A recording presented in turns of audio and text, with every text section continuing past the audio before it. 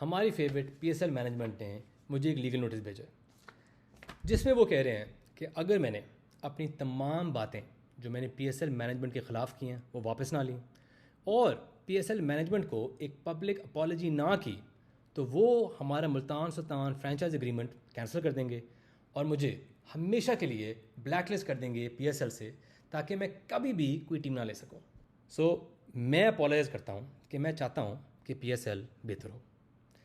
میں اپولائز کرتا ہوں کہ میں نے جب ایشو دیکھے میں نے آواز اٹھائی. میری غلطی ہے کہ میں آپ کے جو میڈیوکر مائنڈ سیٹ ہے اس سے میں ناخوش ہوں. یہ میری غلطی ہے, آپ کی نہیں ہے. اور میں اپولائز کرتا ہوں کہ میں ناخوش ہوں کہ آپ لوگ ایک دوسرے کو اتنے ہائی فائیو دیتے ہیں اتنے کم کام کرنے سے. آپ کی مرضی, اب جتنی مرضی ہائی فائیو دیں.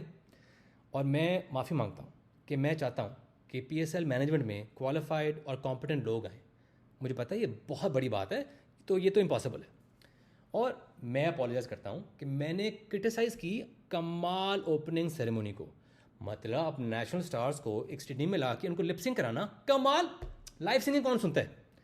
اور میں نے جب تنقید کی ڈرافٹ کی, میری جرت کہ میں چاہتا تھا کہ ٹائم پہ سٹارٹ ہو, ٹائم پہ ختم ہو اور مائکس کام کریں, یہ میں نے بہت زیادہ ایک آس کر دیا. مجھے نہیں کرنا چاہیے تھا ایسے. اور میں دل سے اپولائز کرتا ہوں, معافی مانگتا ہوں کہ میں نے ایک zoom meeting 10 minute late attend کی. آپ کو اس سے اتنا ہرٹ ہوئے آپ اس سے کہ آپ نے اپنے لیگل نوٹس میں ڈالا ہے کہ میں ایک زوم میٹنگ میں لیٹ آیا ہوں. انفرگیویبل.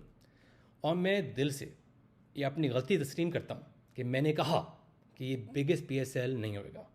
میں بالکل غلط تھا.